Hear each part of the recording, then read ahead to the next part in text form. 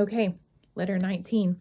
Just like the last one, if you think it's awkward, read it on your own. There's the document in the classroom. Here we go. I've been thinking very hard about the question in your last letter. If, as I have clearly shown, all selves are by their very nature in competition, and therefore the enemy's idea of love is a contradiction in terms, what becomes of my reiterated warning that he really loves the human vermin and really desires their freedom and continued existence? I hope, my dear boy, you have not shown my letters to anyone. Not that it matters, of course.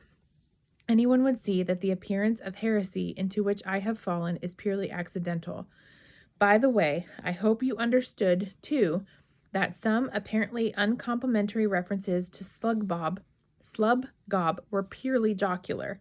I really have the highest respect for him, and of course, some things I said about not shielding you from the authorities were not seriously meant.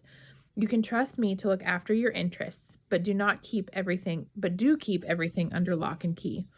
So Wormwood has said something to Screwtape here that's made Screwtape nervous about what he's written in previous letters. The truth is, I slipped by mere carelessness into saying that the enemy really loves the humans. That, of course, is an impossibility. He is one being. They are distinct from him. Their good cannot be his. All his tasks about love must be a disguise for something else. He must have some real motive for creating them and taking so much trouble about them. The reason one comes to talk as if he really had an impossible love is our utter failure to find out that real motive. What does he stand to make out of them? That is the insoluble question. I do not see that it can do any harm to tell you that this very problem was chief cause of our father's quarrel with the enemy. When the creation of man was first mooted, and when, even at that stage, the enemy was freely confessed that he foresaw a certain episode about a cross, our father very naturally sought an interview and asked him for an explanation. The enemy gave no reply except to produce a cock and bull story about disinterested love, which he has been circulating ever since. This our father naturally could not accept. He implored the enemy to lay his cards on the table and gave him every opportunity. He admitted that he felt a real anxiety to know the secret. The enemy replied, I wish with all my heart that you did. It was, I imagine, at this stage in the interview that our father's disgust at such an unprovoked lack of confidence caused him to remove himself an infinite distance from the presence with a suddenness which has given rise to the ridiculous enemy's story that he was forcibly thrown out of heaven. So what Screwtape is saying here is that as God was talking about creation and he's going to create people, our father is Satan, would have been Lucifer, the angel at the time, wanted to know why and what was going to happen and all that kind of stuff, because the enemy has already revealed that there's going to be a cross, so we know all of this stuff is coming, right? That they're gonna be sin, Jesus is gonna have to die, and so Satan wants to know and understand why, and God won't tell him, and so that's what Screwtape is saying caused Satan to leave heaven and be accused of being thrown out, is what they're saying. Since then, we have begun to see why our oppressor was so secretive. His throne depends on the secret. Members of his faction have frequently admitted that if ever we came to understand what he means by love, the war would be over and we should re-enter heaven. And there lies the great task.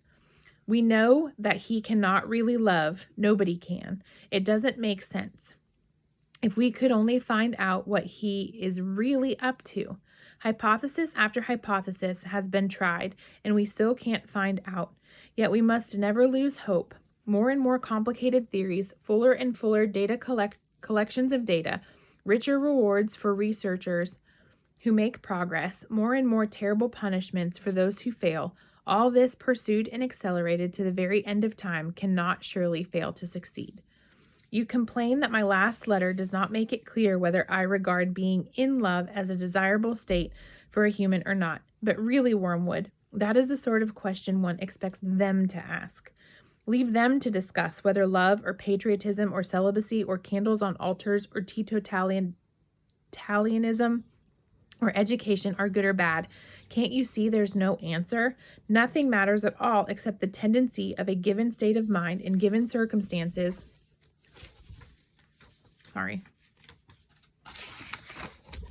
To move a particular patient at a particular moment nearer to the enemy or nearer to us. Thus, it would be quite a good thing to make the patient decide that love is good or bad. If he is an arrogant man with a contempt for the body, really based on delicacy but mistaken by him for purity, and one who takes pleasure in the flouting of what most of his fellows approve, by all means let him decide against love. Instill to him an overweening aestheticism, and then, when you have separated his sexuality from all that might humanize it, weigh in on him with it in some much more brutal and cynical form. If, on the other hand, he's an emotional, gullible man, feed him on the minor poets and fifth-rate novelists of the old school until you have made him believe that love is both irresistible and somehow intrinsically meritorious. This belief is not much help, I grant you, in producing casual unchastity, but it is an incomparable recipe for prolonged, noble, romantic, tragic adulteries, ending, if all goes well, in murders and suicides. Failing that, it can be used to steer the patient into a useful marriage. For marriage, though the enemy's invention, has its uses. There must be several young women in your patient's neighborhood who could render the Christian life intensely difficult to him, if only you could persuade him to marry one of them. Please send me a report on this when you write next.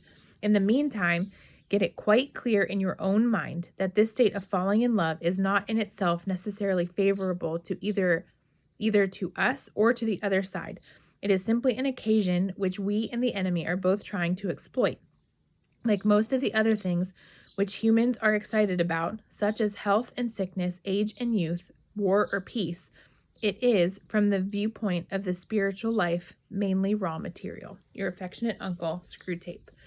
So here, falling in love can be used to pull him away from Christianity or to get him closer to Christianity.